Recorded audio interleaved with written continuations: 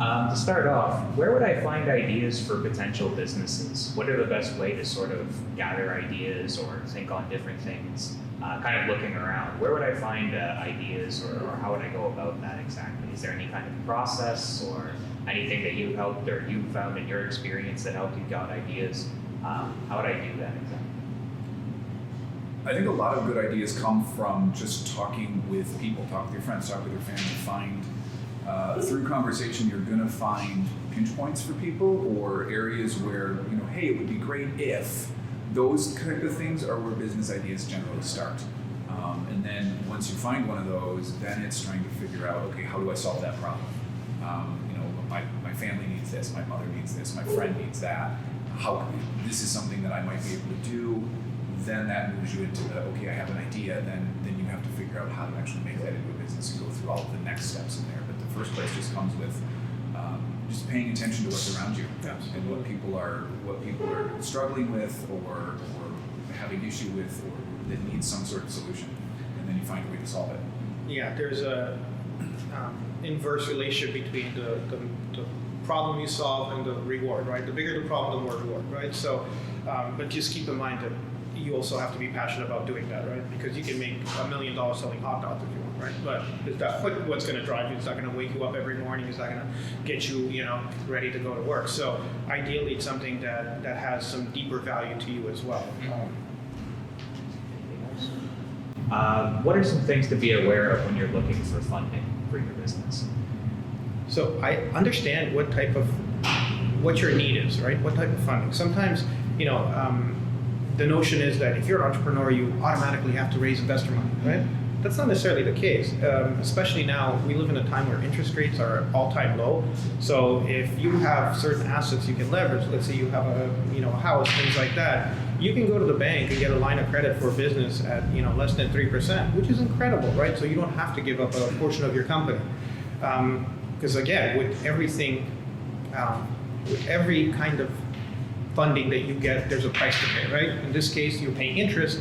If you're going to investors, most likely they're going to want to take a piece of your company. Sometimes they'll do, preferred stock, things like that, deferred shares, or different things that, basically convertible notes that you can, don't cost you immediately in shares, but ultimately they do cost you in shares. So if you can, I would say at this time, I would rather borrow money from a bank than actually go get angel investment. And also, what is your relationship with the funder? The bank just wants to see that you're paying your bills. If you have an angel investor, they may be looking over your shoulder, they may be constantly, they may be passive, they may be really aggressive in terms of the way they deal with you. So you really have to be careful and conscious of all those, elements before you make a decision as to what type of funding is best for you. And that's why it's good to talk to people like ourselves who have been on both sides, getting angel investment, getting private investment, getting investment from banks, from other organizations. So. And understand your ability to repay that if it's a repayable. Like Arthur said, there's going to be a price to pay, whether it's shares in your company or you're going to have to make monthly payments, or maybe you have no payments for a certain period of time. Well, let's say the investor gives you a year to get things going, but then you have to start paying. You've got to make sure that all of your things that you need to get done are done in order to be able to repay that debt. Or we fall back to one of our previous questions of you're in a big hole and you have no way to get out of it, and your company crumbles, and you may lose your house, you may lose your car, you may lose. There's a lot at stake, and it's and dealing with that. Understand the seriousness of it, and make sure that you do it right. I'm rambling now. Yeah. And I was gonna say, dealing with banks, it's fairly standard. Like we all know how to. And there's rules in place in terms of how banks deal with individuals. Angel investors are different, right? They're individuals, they invest their own money. So make sure you read the fine print before you sign anything. Make sure you get a lawyer to read the fine print before you sign anything, because you always have to, the onus is on you to cover yourself. Again, going to the bank and getting a loan, it's pretty standard. They've been doing it forever, and everybody follows under the same rules. But not every angel investor will give you the same deal, right?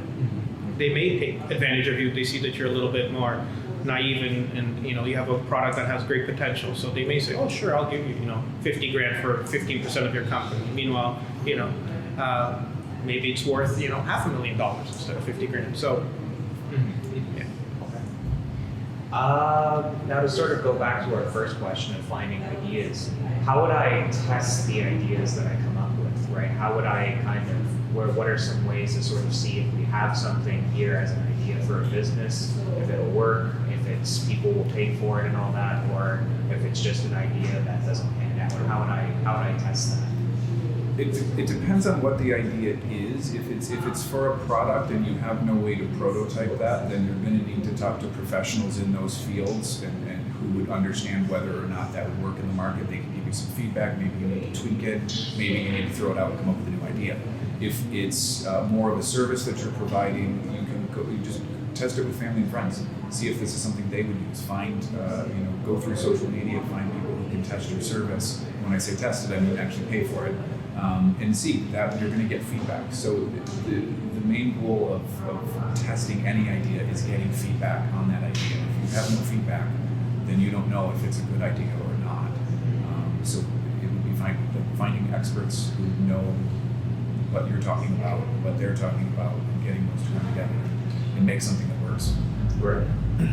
The other thing you can do is also see if there's anything out there on the market right now that you can compare it to, right? So identify, okay, how is your idea different than what's currently available? What value does it offer that people would pay for, as opposed to whatever your competition is doing, right? Michael often says, from his experience in Silicon Valley, it's Michael Hoppy from Triple, for reference. It's like people won't switch unless your product is like 10 times better, right? Because they're just comfortable, right? People are comfortable. Even banks, we hate our banks, we still stay with the same bank just because it's comfortable, right? We don't like our cell phone provider, but we stay with them just because we're comfortable, right? So something really has to offer that above and beyond value for people to switch or pay a premium, et cetera. So make sure that you really do your homework in terms of what's out there on the market, because everybody thinks their idea is the best and the greatest. Right. And to kind of follow up from that, in terms of finding feedback, finding all that stuff out, what's the best way to gather that? Because trying to chase people down to sort of find out questions or ask them when they may not, maybe too busy to answer or different things like that. What are some easy ways or some ways you found is the best way to gather that feedback so you know what works? Well, I'll jump in here. For example, if you're part of the Accelerator ecosystem, then it's easy. We can set up a focus group for you. You can actually, or we can do it through one of our member meetings and then say, hey, listen, I have a new idea, guys. You guys mind give me some feedback? And then you have the broad perspective of people from many different fields who are giving you feedback. So it's actually very, very useful because people are like, oh, you know what? Somebody did that in this, in augmented reality. They tested this product. So you're onto something. Maybe you should look at these guys. And all of a sudden you get diverse points of view that you can find really, really useful as opposed to going to, let's say you're doing something in marketing and you're only talking to marketing people. You're going to get similar feedback, right?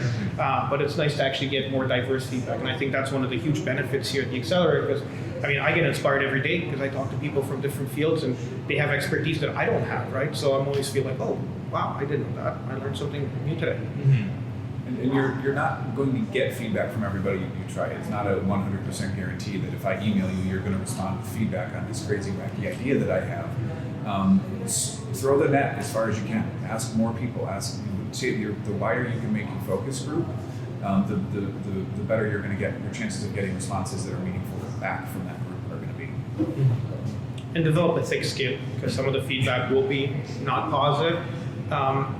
And just remember, always take feedback through the lens of as long as it's constructive, even if it's negative, it's good.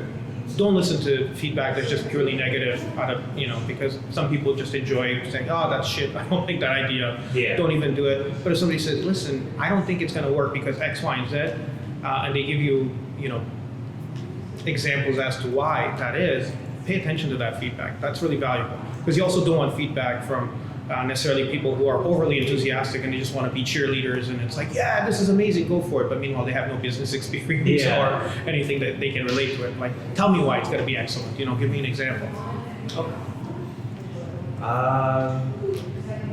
Now, we talked about this. What's the easiest way to get people to support my business? To sort of draw in supporters and draw people in.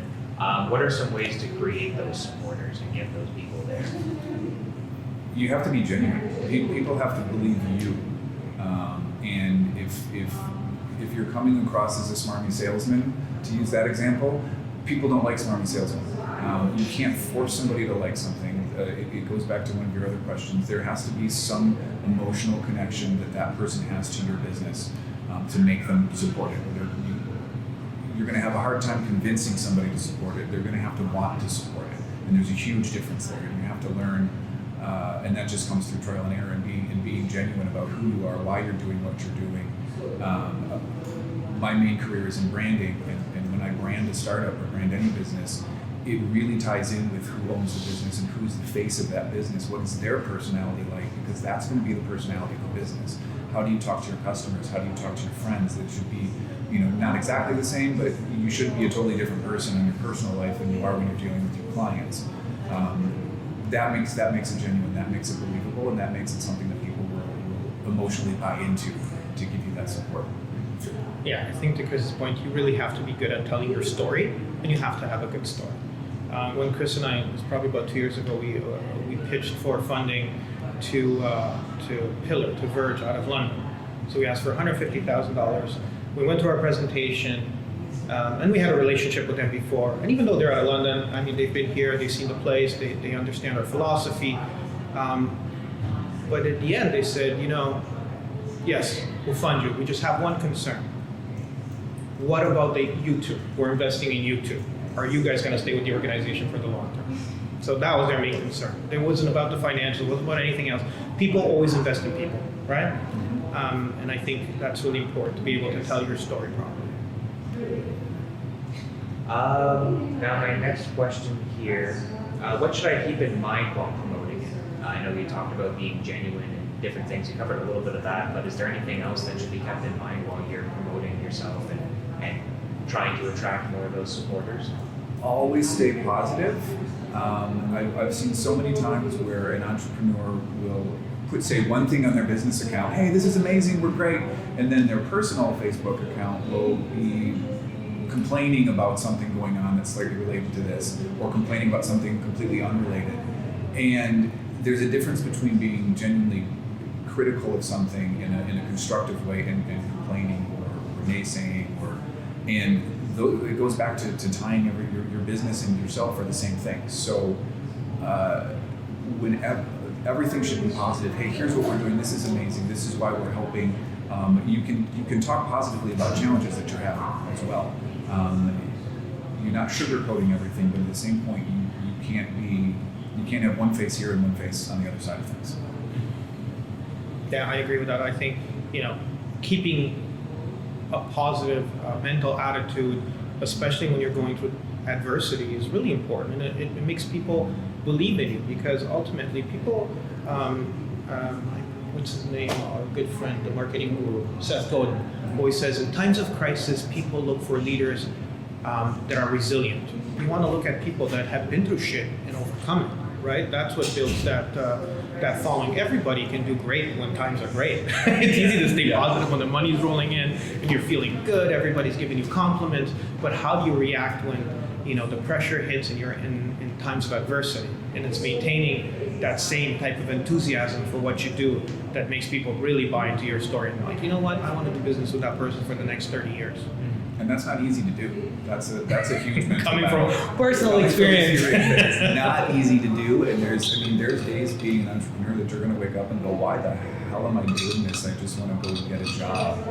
But if you're truly invested in it, then for me, there's no way I would ever go get a traditional job again. If all of my companies went up, bankrupt right now, I would start another one and do it again. Just because this is what makes me passionate. You have to find your passion and put that into everything that you do, and let that be your fire that gets you burning every day. Okay. Are there some lessons that you've learned starting your own businesses, starting off, some important lessons that you might want to share? Every day's a lesson. Yeah. And take it as that. I think that's a good thing. But the whole point also being an entrepreneur is that it's all new experiences, right? Like you're learning, you're constantly connecting with new people, and the whole point is to create something of value that people are going to pay for. And doing that is an extremely satisfying thing. To see, our members coming here and be like, this is amazing. Thank you for, creating this canvas for us so we can pursue our dreams. That's incredibly inspiring to us and powerful, right? So, and we're constantly learning from all of our members and our partners that we're working with. So, but I think some of the main lessons is just don't give up, right? Like, be tenacious, especially in times of adversity. Figure out a way. There's always a way, right? There's always a way. As our accountants just famously said, you guys just refuse to die. So of course we believe in you. So when you build that sort of mindset, I think pretty much anything is doable, right? Yeah, every day there's going to be something new that you can learn if you're open to it and you're willing to look for it. Whether it's a new experience with a client that you haven't had before, a new opportunity, or just learning a new way to play your own mind game, to get better within your own head about how you deal with things. I regularly will look back on the things that if I'm having a really bad day, I'll look back on things I've done in the past and see how far I've come to help bring me out of that bad day.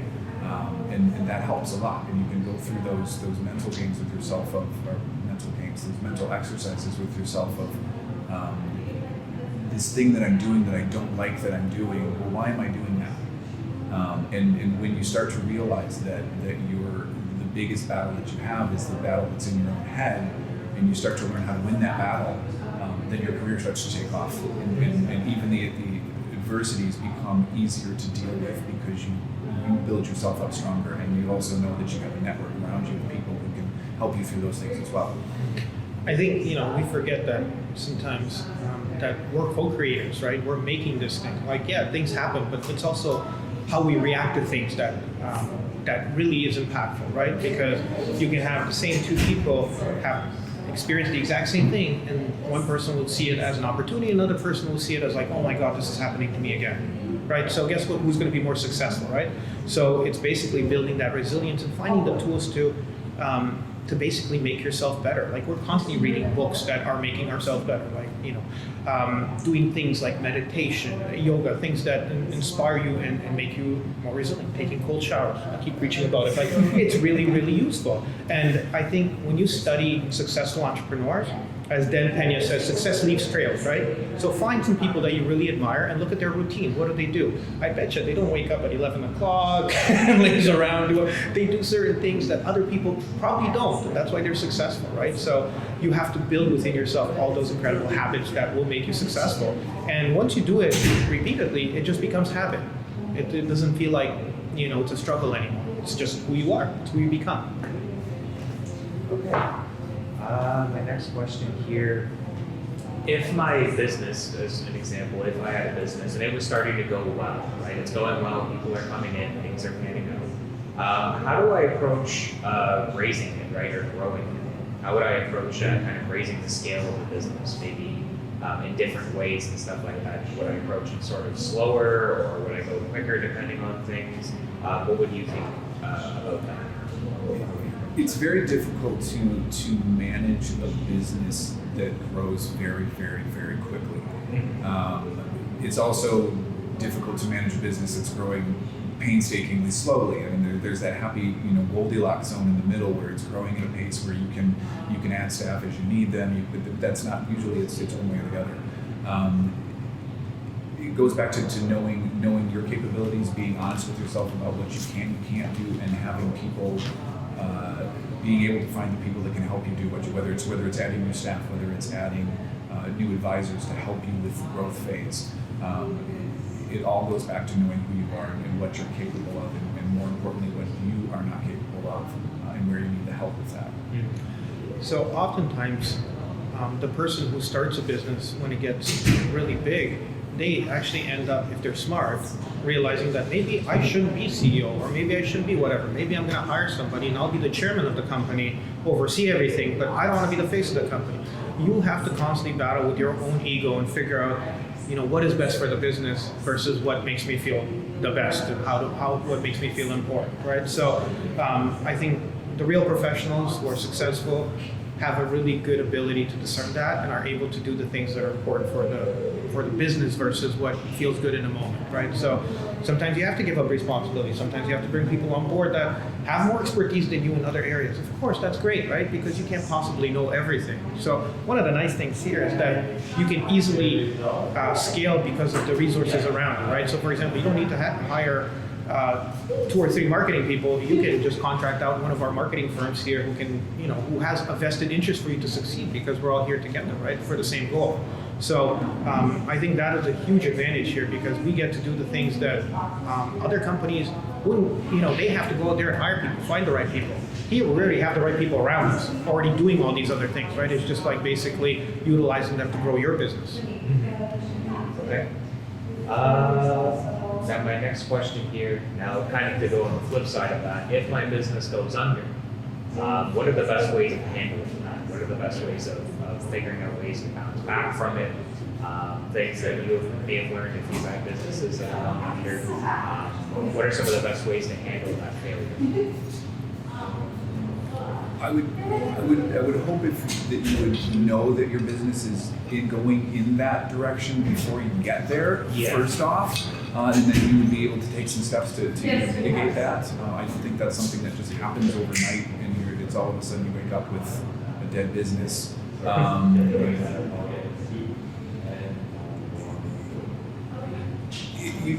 have to be. It's a difficult question to answer because there's things that happen before that happens. Right. And if you've missed all of those things, then maybe being an entrepreneur is not your right area to be in.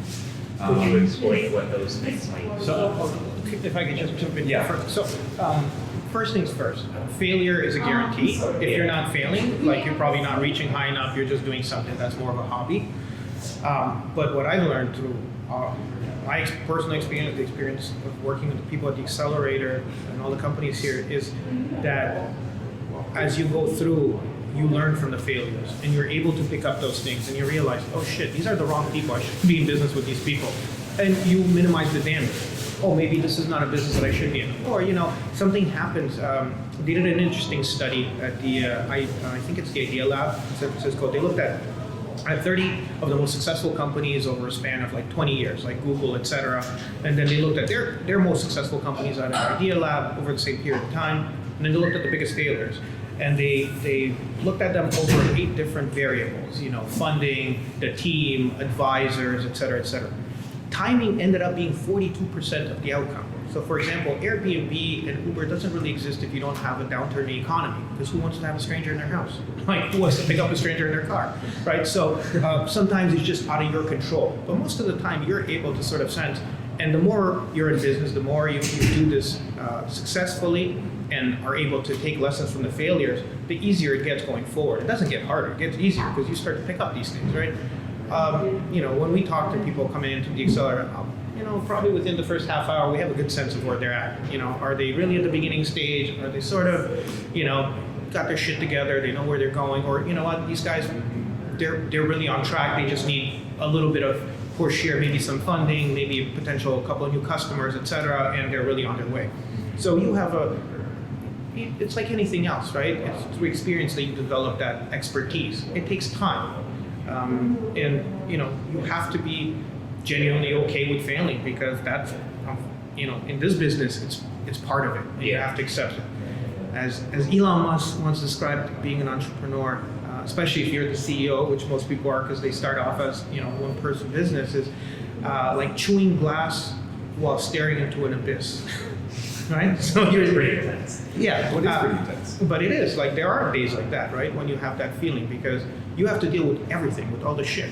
You can't just drop it, right? If you have a job, you're like, okay, I don't care. That's my boss's problem or whoever's problem, right? You can always go get another job, whatever. This is personal because you invest your time, effort, your sweat, blood, and tears, right? So it's also important that you don't take it personally. Failure is not, it just happens. So you have to be able to learn from it and make yourself stronger through it, but not be like, oh, I'm a terrible person, or I'm a terrible business person, I should never be an entrepreneur because of this. Like, yeah, sometimes things are out of control. I know very, very successful businesses that have gone under now because of COVID, right? So it is what it is. Now, my next question here is, say, for example, with building those relationships with supporters, with different people. If something happens and you lose a little bit of that goodwill or that trust, what's the best way to bounce back from that? Own it.